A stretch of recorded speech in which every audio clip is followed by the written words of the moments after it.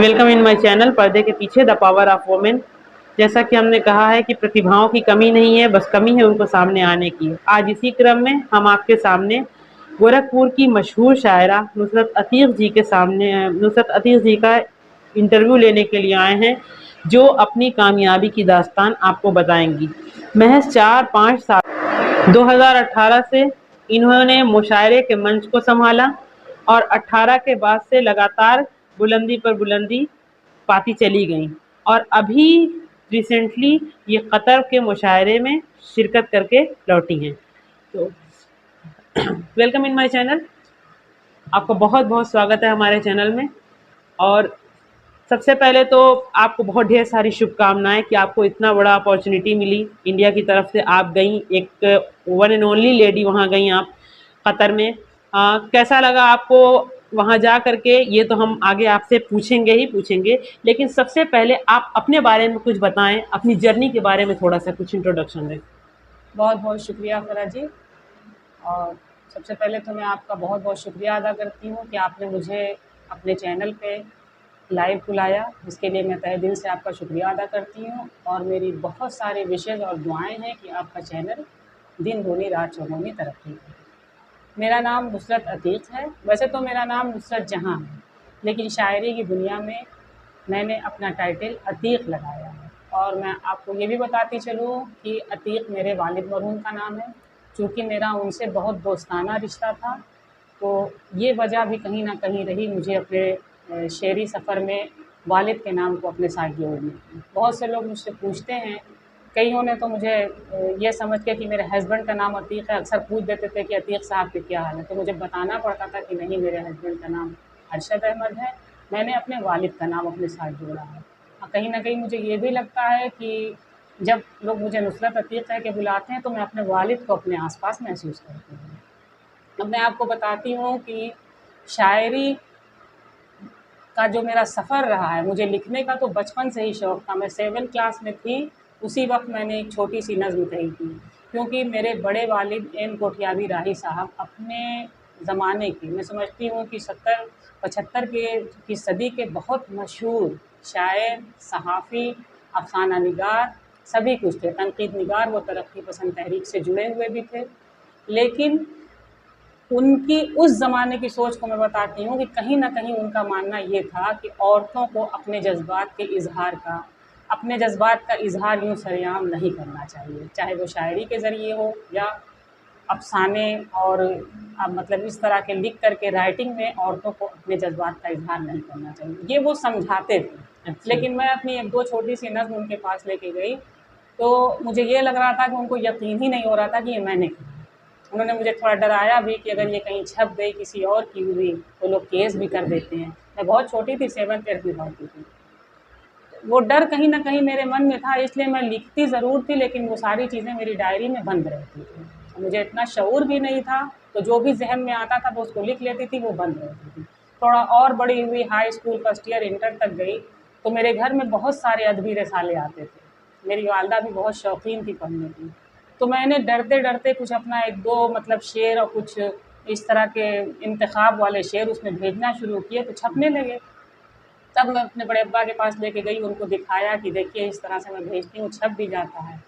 उस वक़्त उन्होंने वहीं बैठा के मुझे एक मिसरा दिया, जैसे उनको यकीन नहीं हो रहा था कि मैं कह भी पाती हूँ। तो उन्होंने मुझे एक मिसरा उस वक़्त दिया था अच्छा। कि अच्छा इस मिसरे पे तुम कहो, मैं क्या वो देखूँ। मिसरा आपको याद है? जी हाँ, हम चराग़े वफ़ा बनाते हैं। उन्होंने लिख दिया था मिसरा कि हम चराग़े वफ़ा बनाते हैं, इस पे आगे जोड़ो। हमने भी फ़ौरन ही जोड़ दिया, वो डरे जो हवा बनाते हैं। अरे बहुत खूब, हाँ, बहुत हाँ, और खूब, जो बहुत बुरे खूब। लोग हैं वही अक्सर दूसरों को बुरा बनाते हैं। तब उन्होंने मुझसे ये कहा कि तुम अपने नाम से भेजा करो। अगर तनक़ीद होती है, कोई क्रिटिसाइज़ करता है, तो इससे तुम्हारी शख़्सियत में निखार ही आएगा। फिर इस तरह मैं किताबों में भेजने लगी और काफ़ी सारे इनामात भी अक्सर मुझे कई बार मिले हैं। दिल्ली की एक मैगज़ीन से भी मुझे इनाम मिला था। उसके बाद बस इसी तरह था मेरा सफ़र कि लिखना और डायरी में बंद रखना, बहुत हुआ तो किसी पेपर में या किसी अदबी रिसाले में छप जाना। एक बार बीच में मैं थोड़ा-सा आपको टोकना चाहूँगी जी। कि मैंने ये जाना है कि आप एक गवर्नमेंट टीचर भी हैं। जी, जी। तो एक गवर्नमेंट टीचर हो करके, और आजकल गवर्नमेंट भी पढ़ाई को लेकर के, पहले जैसे टीचर्स का वो था कि थोड़ा, कहना नहीं चाहिए लेकिन थोड़ा इरिस्पॉन्सिबल टीचर्स होते थे, लेकिन इस टाइम पे गवर्नमेंट ने कुछ ऐसी पॉलिसीज़ बना दी है कि टीचर को अपने आप को हर हाल में प्रूफ करना है, गवर्नमेंट जी स्कूलों को प्रूफ करना है। जी तो इतनी टफ टाइम में टीचर हो के, और अपने उस टाइम में आपको लिखने का टाइम कब मिलता है, कैसे आपके दिमाग में लिखने का ख्याल आता है, और वो जो आपका फ्रस्ट्रेशन, कहीं कहीं जो टीचर फ्रस्ट्रेट हो जाते हैं, वो सारी चीज़ों से उबर के आप कैसे लिख पाते हैं? देखिए, लिखने का तो कोई ख़ास माहौल होता ही नहीं है। सच बताऊँ, जैसे ये कहना चाहिए कि अगर बहुत से लोग होते हैं कि अपना एक माइंड मेकअप करते हैं कि मुझे इस वक़्त लिखना है, मेरे साथ ऐसा नहीं है। मेरे साथ ये है, एक तो मैं शायद पहली शायरा ऐसी भी होंगी कि जिसकी शायरी में आपको निस्वानियत कम, अमूमन ये होता है कि जो शायरा होती हैं या कवियत्री होती हैं, वो इश्क, मोहब्बत और जी, जी, बिल्कुल सही औरतों बात का है। ही दुःख दर्द लेके आती जी हैं। हाँ, मेरे साथ ये नहीं है, मेरे ज़्यादा साथ अवाम का दुःख दर्द है। मैं अपने माहौल से जुड़ी, अपने परिवेश से जुड़ी हुई चीज़ों को देखती हूँ और उनके दुःख दर्द को महसूस करके मेरी शायरी निकलती है। तो जैसे कोई ज़हन में कोई बात आ गई, मेरे उस्ताद सर ने मुझे सिखाया था कि सुबह से शाम तक में नए लफ्ज़ ढूँढो, नए शब्द ढूँढो, जितने नए शब्द तुम्हें मिलते हैं उसको गेन करो, उसको एक कॉपी पे लिखो और उसको अपने शेर में, अपनी कविता में इस्तेमाल ये करने की उस्ताद कोशिश सर जिनके बारे में आपने जी, बताया, या जी। इनको, ये हैं कौन? ये हमारे राही बड़े अब्बा जो थे, उनके हम अस्र उनके साथ के शोरा हैं, डॉक्टर कलीम कैसर सर। मैं आगे धीरे-धीरे उसी तरफ आ रही हूँ। मैं बताना ये चाह रही थी कि इस तरह मेरा सफ़र शुरू तो हुआ, लेकिन किताब, कॉपी और डायरी में ही कैद था। उसके बाद धीरे मेरी शादी हो गई, शादी के बाद मैं अपने ससुराल आई, तब तक फ़ेसबुक का ज़माना आ चुका था। मैंने अपने कुछ अशआर फ़ेसबुक पे डालने शुरू किए। जब फ़ेसबुक पे मैंने अशआर डाला तो यही डॉक्टर कलीम कैसर साहब, बहुत बड़े अंतर्राष्ट्रीय शायर, मंच संचालक हैं और 50 सालों से ये मुशायरे और कवि सम्मेलन की दुनिया जी में हाँ, हैं। बिल्कुल, बिल्कुल। उनकी इन्होंने कहीं मेरा शेर पढ़ा, नुसरत अतीक नाम देखा, नीचे मेरा मोबाइल नंबर भी था, तो उन्होंने ये मुझसे पूछा कि क्या तुम वही नुसरत हो, एम कोठियावी राही साहब की भतीजी? मैंने बचपन में नात पढ़ते लहन से तुमको सुना है। बेटा तुम शेर भी कहती हो? तो हमने उनसे कहा कि शेर तो इतना है कि सर अगर आप देखिए तो शायद मेरी बैक वक़्त में 3-4 किताबें आ सकती हैं। तब उन्होंने कहा कि अपने शौहर का नंबर मुझे दो, उनसे बात की उन्होंने और उसी शाम मेरे घर आए। और मैंने घर आए और सारी चीज़ें मैंने उनको जो है अपनी डायरी वगैरह सब उनके सामने रख दी। उन्होंने देखा तो उनको बहुत तअज्जुब हुआ। तब उन्होंने मेरे शौहर से कहा कि इसकी आवाज़ भी अच्छी है तो आप इसको मुशायरे के मंच पे लाइए, अच्छे मंचों पे, अच्छी जगहों पे, जो मेयारी लिस्ट है वहाँ आप इसको ले जी। जाइए। इस तरह मेरा ये मुशायरे की दुनिया का सफ़र 2018 से शुरू हुआ। अच्छा, 2018, और फिर वो तो 19 से आपका लॉकडाउन भी स्टार्ट हो गया। और उसमें 2 साल समझिए लॉकडाउन में भी गया, लेकिन पहला मुशायरा मुझे गालिब एकेडमी दिल्ली का मिला। अब मैं वहाँ गई और उस वक़्त कश्मीर वाला मुद्दा चल रहा था। जी, जी। मैंने वहाँ पे एक शेर सुनाया कि रखा जो पाँव बर्फ़ पे काँटे ही आ गए, छाले ही पड़ गए, अंगारे कैसे वादिए जन्नत में आ गए। इस शेर को दिल्ली के कम से कम 10 पेपर ने हेडलाइन बनाई। फिर उसके बाद से मैंने पलट के नहीं देखा और अल्हम्दुलिल्लाह वहीं से मेरा अदबी सफ़र शुरू हुआ, मुशायरे की दुनिया वाला। तो फिर मुझे पलट के देखने की फुर्सत ही नहीं हुई। चलिए, बहुत-बहुत मुबारकबाद जी। आपको, आपकी हर एक कामयाबी के लिए। और अब तो आप ये बताइए कि आप अभी गवर्नमेंट टीचर हैं? जी हाँ, और इसी बीच में देखिए ये बताना चाह रही थी, शादी के बाद मैं ससुराल आई। ससुराल का माहौल बहुत अच्छा था। मेरी जेठानी भी टीचर हैं, घर में पढ़े-लिखे सारे लोग थे और मैं अपनी जॉब, अपनी टीचिंग का सारा जो भी कुछ समझिए एक तरह से जो श्रेय कहते हैं मैं अपनी जेठानी को दूँगी। उन्होंने ही मुझे बहुत ज़्यादा एनकरेज किया कि तुम निकलो और नौकरी के लिए फ़ॉर्म भरो। देखो किस्मत मेरी थी, मैंने भरा, अल्हम्दुलिल्लाह मेरी जॉब भी हो गई। और यही नहीं कि मैं शायरी की दुनिया में ही नहीं, मैं अपने बेसिक विभाग में भी बहुत मकबूल हूँ, क्योंकि आप सरकारी टीचर्स की अभी बात कर रही थी कि कहीं न कहीं वो अपनी ज़िम्मेदारियों से भागते हैं, ये बात सही है। कुछ सब टीचर ऐसे नहीं हैं, जी, जी, कुछ की बिल्कुल, वजह बिल्कुल, से बिल्कुल, जी, कुछ हैं। कुछ की वजह बिल्कुल, से वो कहते हैं ना कि गेहूँ के साथ घुन भी पिसता है। बिल्कुल। तो कुछ की वजह से सभी का माहौल ख़राब था, लेकिन मुझे स्कूल बहुत अच्छा मिला और स्कूल में जितना स्टाफ था बहुत मेहनती था। अब मेरे अंदर थोड़ा एक्टिविटी वाली जो आदत थी, बच्चों को खेल के पढ़ाना, कूद के पढ़ाना, हर चीज़ खेल-खेल के ज़रिए सिखाना, इसलिए मैं अपने उस हलक़े में बहुत मशहूर हूँ। और मैंने बहुत जल्दी कामयाबी यहाँ हासिल की अपने बच्चों को, बेसिक के बच्चों को गोरखपुर महोत्सव तक ले जा कर के 16 बच्चों को 16 अवार्ड दिलवाया।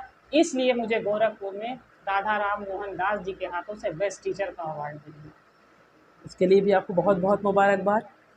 बहुत अच्छा है। अच्छा ये बताइए कि जब कोरोना पीरियड था उसके बाद आपको मतलब लिखने का स्टार्टिंग आपने उससे पहले किया था जी और बीच में कुछ ड्यूरेशन ऐसा आया कि पूरी पूरी दुनिया ने सफ़र जी किया, जी जी। तो उस कंडीशन में क्या आपने कुछ लिखा, कोई ऐसी उस चीज़ जो उस वक्त आई उस सामने? कंडीशन की बात तो अगर कही जाए तो वो एक ऐसा दौर था कि बस ऊपर वाले से अल्लाह से यही दुआ है कि कभी किसी की ज़िंदगी में वो दिन दोबारा ना बिल्कुल आए। बिल्कुल। एक रात की ऐसी बात है कि उस दिन मेरे 4 बहुत अज़ीज़ों के, जो मेरे बहुत ही अज़ीज़ लोग थे, सुबह से रात के 11 बजे तक 4 मौत हुई। इतना ज़्यादा डिप्रेशन, इतनी तकलीफ़ में मैं थी कि उस दिन 2 बजे रात में मैं नींद से उठी हूँ और बैठी थी, आँख से आँसू भी गिर रहे थे और एक गज़ल हुई।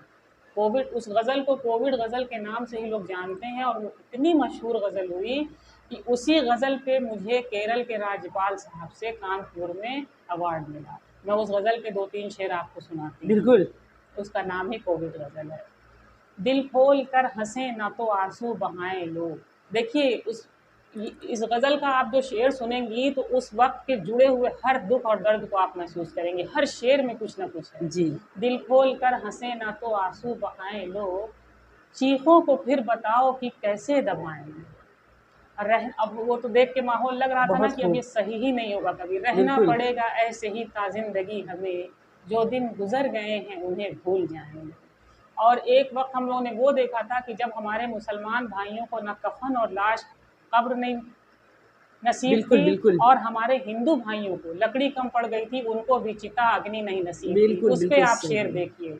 लाशों के इस हुजूम में एक फिक्र ये भी है, लाशों के इस हुजूम में एक फिक्र ये भी है, किसको उतारे कब्र में किसको जलाएं लोग। बहुत खूब बहुत खूब। अब पहले तो दिल से दिल को मिलाने की बात थी, पहले तो दिल से दिल को मिलाने की बात थी, अब हुक्म ये हुआ है कि दूरी बनाए लो। अरे वाह क्या अब कहना। हुक्म ये हुआ है कि दूरी बनाए लो। बिल्कुल। भूले से भी न भूलेगा सन 2020, भूले से भी न भूलेगा सन 2020, जो दिल पे नक्श हो गया कैसे मिटाएं लोग। बहुत खूब बहुत खूब। और एक सच्चाई ये भी थी कि ऐसा नहीं है कि उसमें सिर्फ गरीब की मौत हुई है, दौलत रख के और बिल्कुल बेसहारा अपने आप को महसूस कर रहे थे लोग, करोड़ों रुपया घर में भरा हुआ है, मैंने उनको भी सांस और ऑक्सीजन की कमी से दम तोड़ते हुए देखा। बिल्कुल। उस पे देखिए ये शेर कि दौलत से भी सुकून मैसर नहीं हुआ, नुसरत का मशवरा है कि नेकी कमाए लोग। बहुत तो खूब ये क्या गज़ल कहना। मेरी बहुत चली और इसके लिए मुझे ख़ास करके अवार्ड मिला। तो मैंने आपसे कहा ना कि मैं एक ऐसी शायरा हूँ कि मैंने अपनी शायरी में सिर्फ़ इश्क माशिकी को नहीं, अपने आस-पास के परिवेश को, माहौल को नज़्म किया और अवाम का दुःख दर्द मैंने महसूस किया। अपनी पहचान बनाने के लिए ये बहुत ज़रूरी है कि हम कुछ अलग करें और सबसे जुड़ जी, के करें। बिल्कुल, बिल्कुल, बिल्कुल, जी। किसी के दिल में उतरना है तो किसी के रूह तक उसको पहुँचना महसूस होगा, करना पड़ता है, उसके बेशक दर्द आप को सही कह महसूस रहे हैं, करेंगे तब बिल्कुल, आप वहाँ तक। बिल्कुल। बहुत खूब। जी। अच्छा ये बताइए कि आपका जो कुछ कलाम हमने सुना भी और हम आगे भी कुछ सुनना चाहेंगे। आप और भी बताएँगी ड्यूरेशन के हिसाब से कि कब-कब आपने क्या लिखा, कौन-सी क्या चीज़ें आपकी बहुत फ़ेमस हुई?